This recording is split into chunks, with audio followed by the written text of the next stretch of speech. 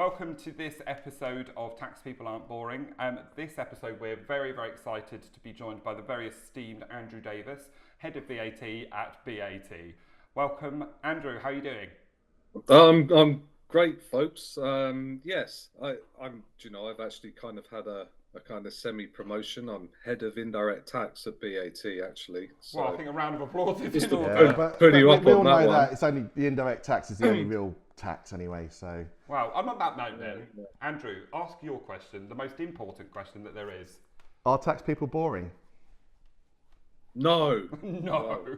I don't know. It's for other people to decide. I don't think I'm particularly boring. Well, we know But, you're not boring because we've spoken I'm to you old. before and you've got some hidden pursuits which we'll come into later. But why do you think people may think that tax people are boring? Or do they? Well, for two reasons. One, it's an accounting-based activity, a finance and accounting-based subject. So you tend to get sort of conservative type people involved in that type of thing. I mean, let's face it, it's not really customer facing. You're not really there to promote anything. You're supposed to be there to get the figures right. So there's that aspect. And of course, added to that on the tax side is you're dealing with authorities all the time.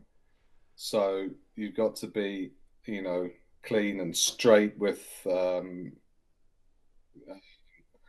it's not a I think it's perceived as not a risk-taking activity, which of course quite rightly it shouldn't be, Well, but I think most I'd say companies it is seen as a risk-taking activity because I've seen the state of their VAT compliance.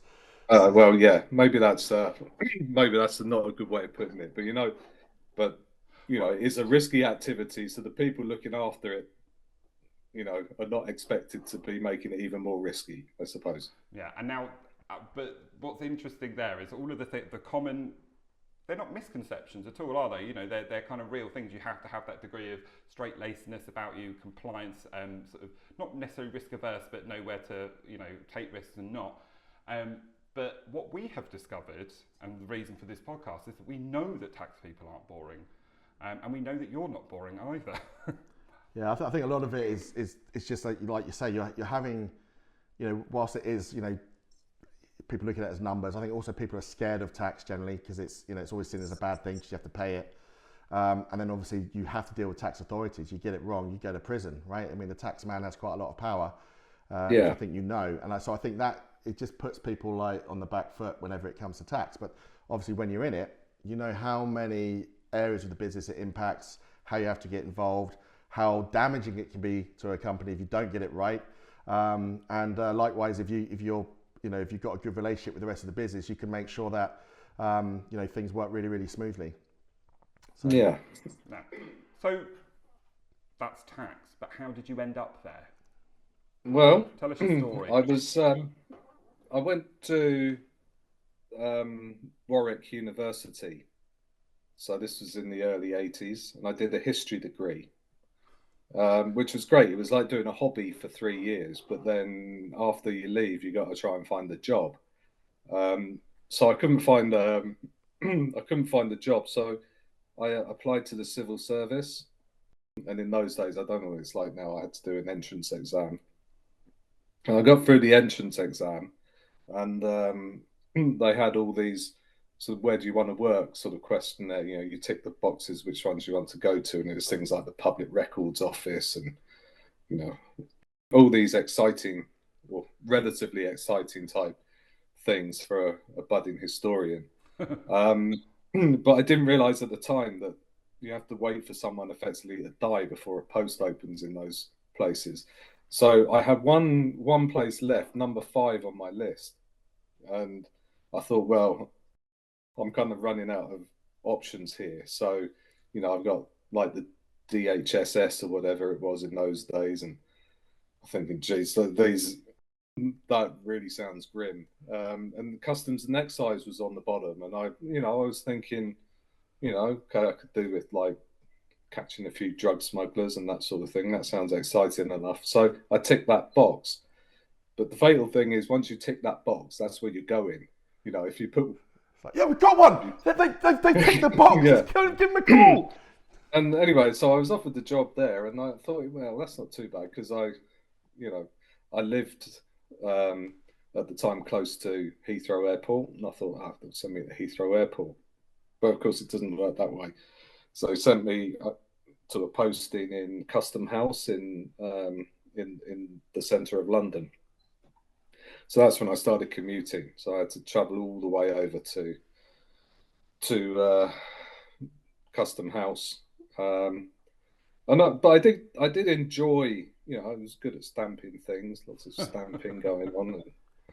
I did enjoy it, but the problem is, you were paid enough so that you could live. You had food and a bit of sort of beer money and things, but you could never plan. You could never actually save anything to sort of, get into all this sort of aspiring to the middle class lifestyle of owning a house and all that. So there was an advert. Pricewaterhouse advertised for indirect tax specialists, and it was in one of the major papers, because this was just at the time when the consultancy business was starting up, and this advert was going around the office I was in, and people were saying, well, this is just doing what we're doing, but like for about 10 times the salary. Well, I'm exaggerating there, it wasn't 10 times, it was considerably more. So I thought, yeah, well, why don't I have a punt at that? So I did, and I got through and started working for Pricewaterhouse as an international customs and international trade specialist, I think it was at the time. So that's how I got into the business, and then I worked with Pricewaterhouse for quite a long time. I can't remember, up to about 1998 in London. Then I went to Poland for a year, and that was at the time of the merger with Coopers and Lybrand. Why Poland? Was that like with work, or was that? Well, in the 1990s, it was quite sort of a new frontier, really, for Western companies. There was a lot of inward investment, and I think I think all the sort of consultancy companies were carving out a niche for themselves as acting as intermediaries between Western middle managers and the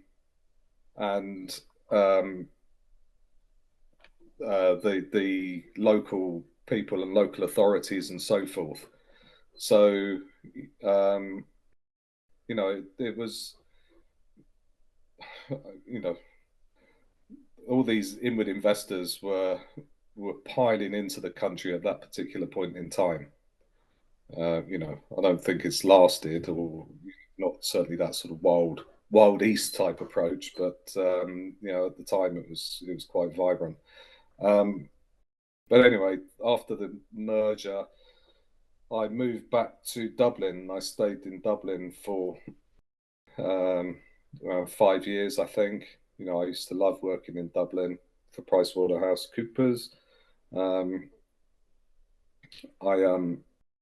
But my wife got pregnant, and she wanted to move back home. So that's when I was looking for jobs local to me or to our house in Hampshire, and a post in BAT came up. So I joined in 2002 in Pricewaterhouse. So you've been there BAT, a while then. So, yeah, for 22 years. Yeah, over 20 years now. Wow. See, this is good, you see, because now I can understand how the history degree matches with, well, maybe not matches with BAT, but definitely these kind of historical views on how things have happened in the past, like, the stuff with PwC and understanding how that... How on earth can you relate a history degree to PwC's progress? Well, no, just the way that Andrew's explaining it. He's going, there's all these political influences, there's opening up to the West. And all he basically was going out, getting drunk, didn't have enough money, and was like, I need more money. That was pretty much what it came down to. I mean, the guy went back to Ireland. If you want to go and have, the pub culture, I think we're getting a picture of you here, Andrew. Yeah, I was... But I think what's interesting, we've spoken to quite a few people. and most haven't come from that. The sort of they fall into tax, and I suppose you sort of did, but because it wasn't something you set out to do. But again, you fell into it, and then you're like, yeah, actually, I can do this, and I actually quite enjoy it, and then you stuck with it. Yes. It was a point in time in history, though. I mean, because this was like I was one of Thatcher's children. The suddenly in the 80s, all this sort of financial services type Yeah, industry sort of exploded. Um, and that's when these VAT and duty departments were created. And at the time, it was kind of pretty easy because people didn't really understand any of this stuff. So, be literally questions like, what is the VAT rate on what, what are the VAT rates in the UK? That sort of level of question. Obviously, it's become more sophisticated since then. Yeah. But So, it was, oh, sorry, carry on. yeah, no, no, go. Well, so you've lived through and worked through a lot of those changes to the VAT regimes and seen things emerge and close down. And I'm just wondering Yeah. how much were you able to foresee? So, like having gone through some of these changes, did that then dictate what came next? Were you able to kind of go, well, that's happened before, I know what's coming. And does that give you any kind of lessons as to what might come now, moving into the digital era? Well, yes. I mean, when I started, it was all about consulting and answering people's questions and advising them on sort of tax rates, and things like that. Then it kind of evolved more into sort of litigation type activity, not not as kind of a lawyer, but what disputes with the authorities. so are these are disputes based on the advice that you previously gave, or you've now changed your job now? Well, no, this is just how things have evolved, and then VAT in particular has become much more technology based as time goes by, which is how I know you guys, because obviously one of the things we're looking forward towards is the full digitization of VAT management. And before long, I think it's already started in Romania. The idea that the authorities are going to work out what your tax Yeah. liability is, and then they're going to tell you to pay this, and then if you don't like it, you argue about it afterwards. Whereas up to now, it's been the other way around. You've told them what you owe them, and they have to, if they don't like it, they have to go through the pain of trying to prove you're wrong. And how does So the how does balance is that changing. how does that sort of like place in the grand scheme of things? Is that uh, in terms of the scale of the shift that you've seen within how VAT works and how it's sort of the interaction between business and jurisdictions, is that the most marked shift you've ever seen? So we're talking about at the beginning, it was consultancy based, then it went through to litigation, and now, the kind of digital era and the digitization of tax is kind of is born out of that litigation. But the dynamics that you've referenced there about, it used to be the businesses telling the tax authority and now it's the other way around. Has there ever been such a big shift? No, this is quite revolutionary. This sort of thing about the planning and the litigation, that was kind of an embryo. That was in the sort of early years of VAT, if you like. What we're seeing now is a mature system emerge. Obviously the advisory and the planning and the litigation, that all gets cleared up after a period of time. So we have a very stable tax system after a period of time. People know what's subject to tax, what isn't. The sort of clever planning opportunities, by and large, have all been sort of cleaned up previously, and blocked wherever necessary by the authorities. We've seen a major, like almost a seismic shift in the balance of power, I suppose, to the authorities, with these digital innovations that they're coming up with. Do you think though that shift has actually happened yet? I know they're starting to put the technology in. I think that technology is very different by country. I think there's a lot of sort of emerging countries who don't have a historical legacy tax sort of solution, and they can just put in best practice pretty much straight away. Whereas you've got, for example, HMRC, I'm pretty sure anything they want to introduce, they have to take in consideration all the legacy, systems that are potentially, quite poor. Yeah.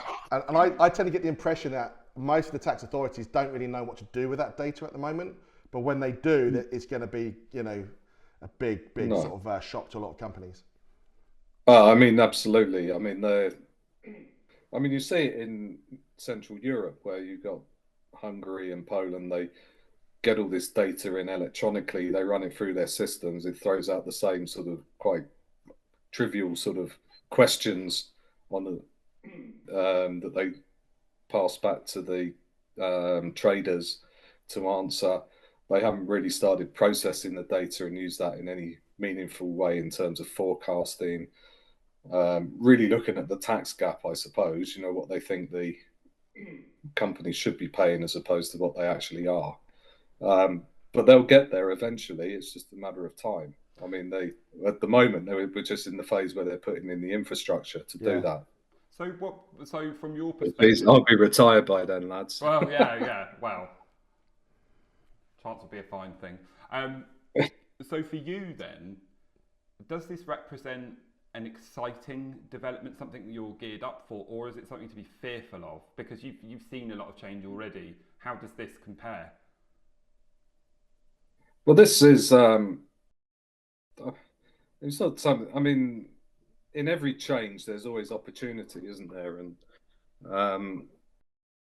for the sort of tax consulting industry, I suppose no, this isn't something to be scared of. It's just going to involve different approaches going forward.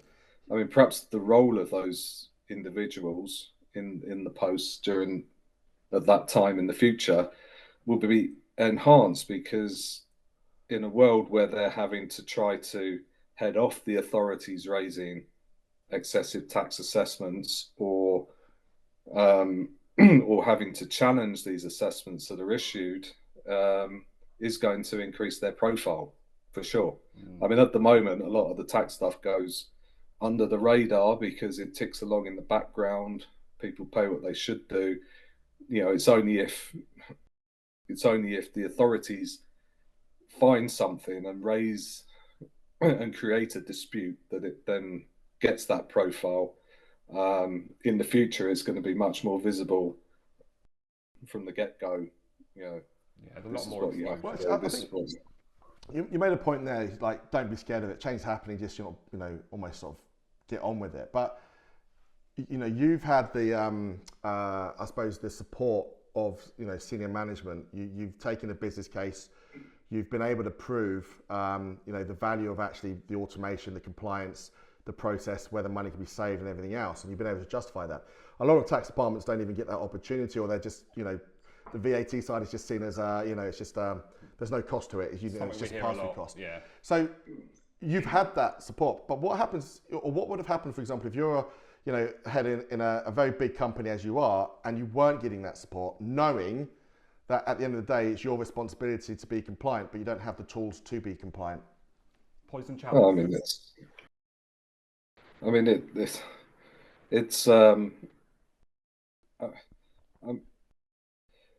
sometimes in these things it needs a problem for people to recognise what the solution You're is. not the first person I would to imagine say in that sort of case, they would get, the company would get a very nasty shock at some point, which would change focus minds and change approaches. But I would think most sort of peer companies would have, would be thinking ahead. They can all see this coming, I think. HMRC themselves have been quite candid. They want a system whereby you pay your VAT into their own bank accounts that they control, for instance. Some of these things are very visible, even to the most senior levels of management. So do you still love tax? Despite I love ups and downs? I mean, tax has been good to me, I have to say. I've got no, it's kind of, Sorry, I was going to start being rude there, but it's No, kind by of. all Go means, ahead, do it. I feel like we'll either being cut a it bit or. embarrassed by Well, let's put it this way: if nobody hears you saying something rude, it means we've had to cut it out. Yeah. I feel, it is. I felt like I've been a bit of a parasite over the years, I suppose, sort of making money out of the tax system. Like a, what is it? What's that term? Poacher, gamekeeper turned poacher or whatever. Um, but do I love it? I mean, as finance, it's not. I mean, look, I'll be honest with you. I'd much rather be playing in goal for Southampton, even now, than doing tax work. But it's certainly no less. Um, when I look at what other people do in finance departments, that to me is boring. Here you're with tax, you've got a kind of you're in a constant sort of battle with the authorities in the nicest possible way, but you've got an adversary there that keeps things Yeah. interesting. Yeah, it's constant. It's Whether constant. you Like get the challenge. same, There's always a challenge. I think that's yeah, something. it's always a challenge. Whether you get the same kick out of doing the sort of half yearly cash flow forecasts in the finance department, I don't know, but I wouldn't have thought so. It's funny because when we do our projects, people will say, just setting up tax, but I don't think I've ever had the same project, go the same way. Even if they're doing the exact same countries, it's the same industry. It's always different. You've either got different people, you've got different nationalities or countries or cultures, you've got different, the way, ERP systems.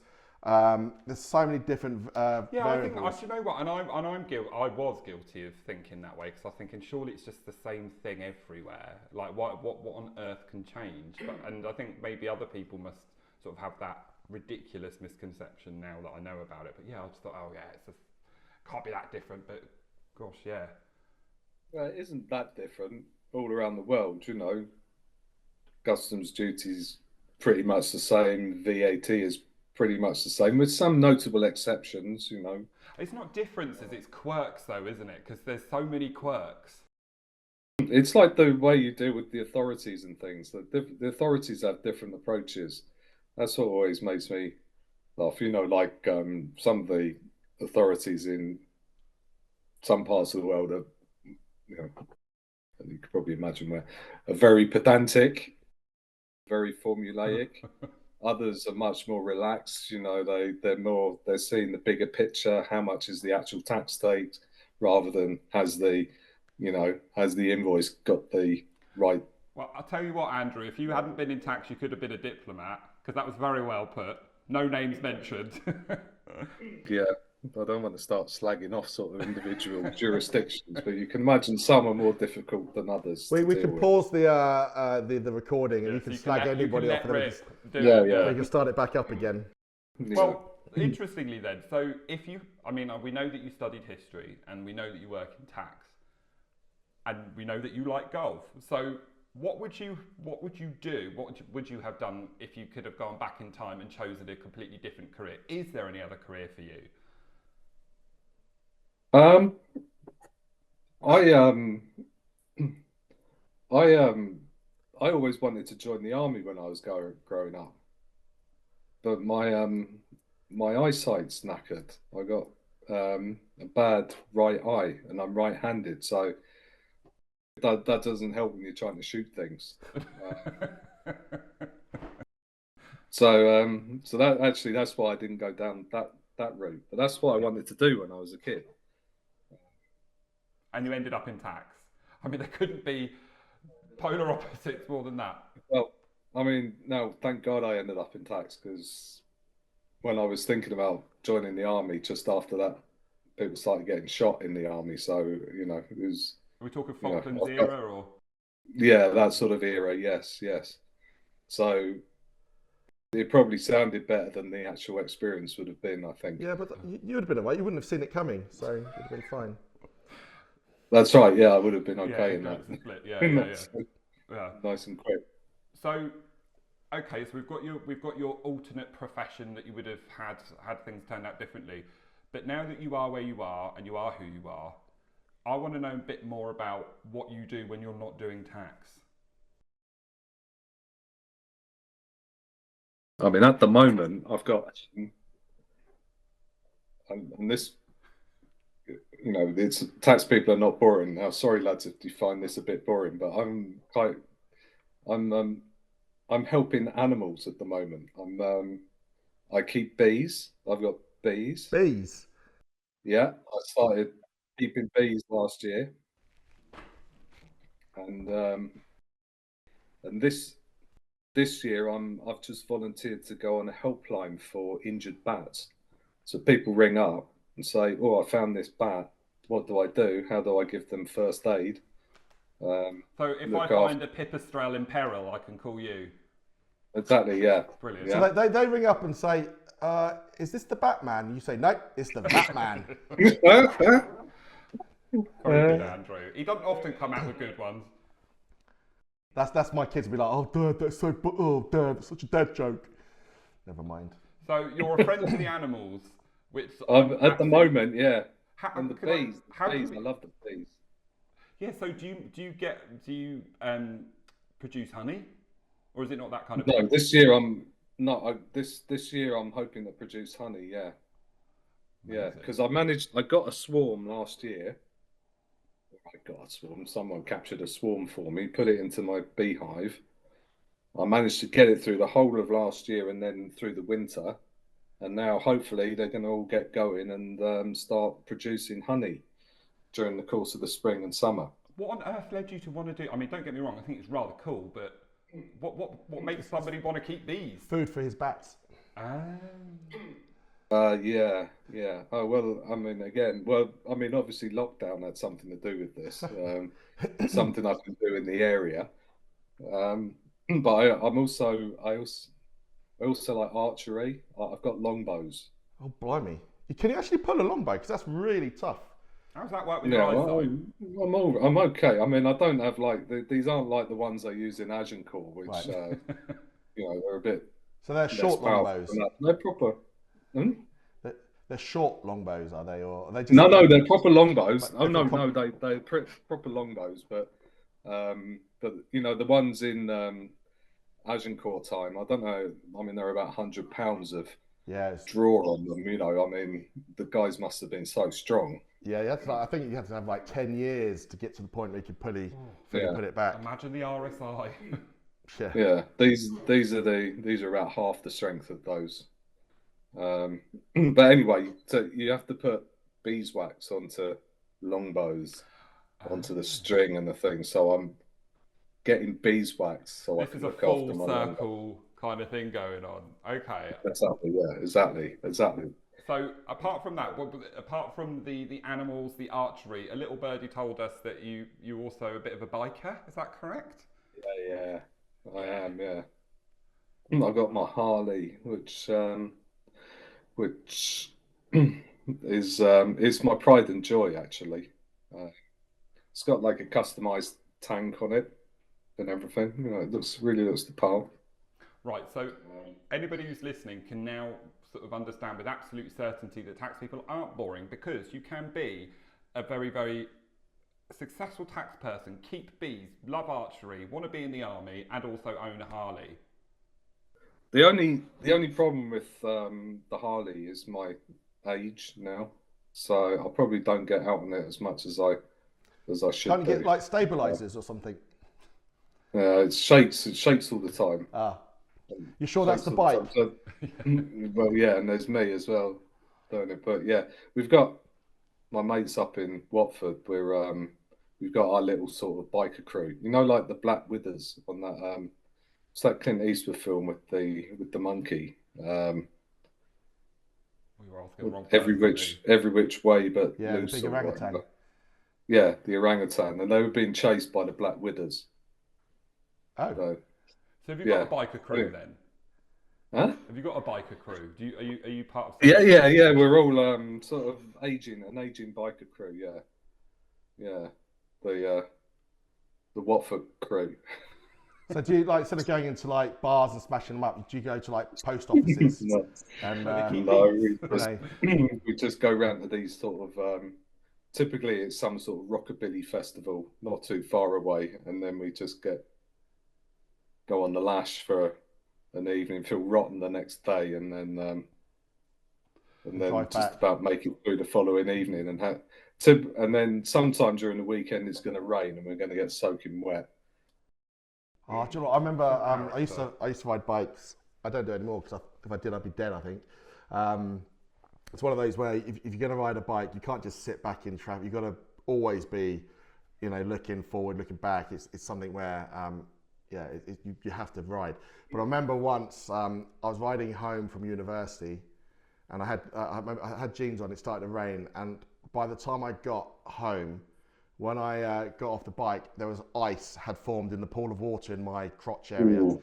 So I was quite nasty. surprised actually I managed to have kids. But yeah, I was absolutely I'm frozen. surprised that was brought up on this podcast, but there we go. Yeah, that's nasty. Yeah. Yeah. Well, bikes aren't great in the But rain. now, anyway, with my bike, I like fixing my bike more than necessarily riding on it. I like, because it's all customized and everything. It's got super duper carburetor on it. The man who likes to tinker. Do you do the work yourself, or do you? I can't do big stuff myself. I can, I can do all the maintenance and all that sort of stuff. But yeah, I don't have the kit to do the proper big stuff. But I like to think it's my sort of vision that I provide to the guys that actually do it. I tend to tell them what I want done, and let them do the rest on the big pieces of work. I think you need a lot of time and if you really get into it. But I do worry for the youth of today because all they do is look at TikTok pretty much. So unless someone's fixing a bike on TikTok, I don't think my son on his bike he just starts falling apart. And you're like, Jake, you need to tighten that wheel up and do that. He goes, well, I don't know how to do that. Like just Google it. Just he's have like a bit of care. I wouldn't expect you to do that at that age. Right. My son's the same actually. He can knock up a PowerPoint in sort of no time at all. But if you ask him to pump his tire up on his bike, he wouldn't have a clue. Yeah, but this means he's clever because I give it 5 years, robots will be around doing it for us all anyway. They're the future. That's what they said 5 years ago. Yeah, now look, we've got AI. Right, Andrew, we're going to draw the podcast episode to a close shortly, but before we do, I want to ask you a question, because you obviously have a very dry sense of humour, so I want to know, what joke can you always remember, and what is it? This is where he says it's not very clean. Yeah, no, this one does have to be clean. Yes, and I'm a bit of a traditionalist. It's that guy. I like the one, where the guy goes into the bar with a banana and custard in his ear, and someone says, "Excuse me, sir, why do you have a banana in one ear and custard in the other?" And the guy goes, "Sorry, I'm a trifle deaf." See, I like that. I've not heard that one before. I would say that's an oldie. That's very oldie. Oh, brilliant! Well, I actually do. We tend to have a who will win out of a fight between. So my question to you is, who would win out of a fight between a bat and a swarm of bees? Oh, no. What's the collective noun for a load of bats? Bats. Bats, yeah. No, I'm going to hang on a minute. I'm googling this. I want to know because I want to know that this is a good question. But collective. While he's doing that, and we'll come back in a couple of hours, go and get coffee. No. So who would win out the fight? You know what I'm trying to say? Who would win out the fight, and the reasons why? I mean, the bees scare me. They honestly they do. When you open them up and and you start, in fairness, I'd probably be the same if someone came along to my house and started ripping the roof off and pulling bits of the house out. But when they get angry, they go proper angry, and it's and they'll sting you. I've got one of these suits. I bought like a suit, a beekeeper suit, and I thought they were sting proof. So did I. No, they're not sting proof. They can get you through. Well, actually, if you spend £100 on a bee suit, you get sting-proof one. If you get one for 25 quid off of eBay, like I Made did, of they're not paper. sting-proof. Yeah. However, the bees can get me through that. And then when one of them stings, they release a pheromone that brings others to the same point, and they start stinging you too. So, if they go, sometimes it's like Winnie the Pooh. When they chase you, they'll chase me out of the little wood where the beehive is, and there's always like one or two really persistent ones that just will not give up. I suppose it's like life, like people, they'll try and you have to batter them off to sort of before you get in the car. Really white I'd hobbies. say a swarm of bees would take out a bat, certainly. Right, there we go. There we've got it. There we've had it. So the bats couldn't eat the bees. Well, unless the bees are asleep and the bat comes out at night. I mean, this is all getting very hypothetical. Yeah. And on that note, maybe we should leave it there. I think so. So, Andrew, thank you ever so much for joining us on this podcast. It's been a delight to have you, and we will speak to you soon. All right. Cheers. Thank you.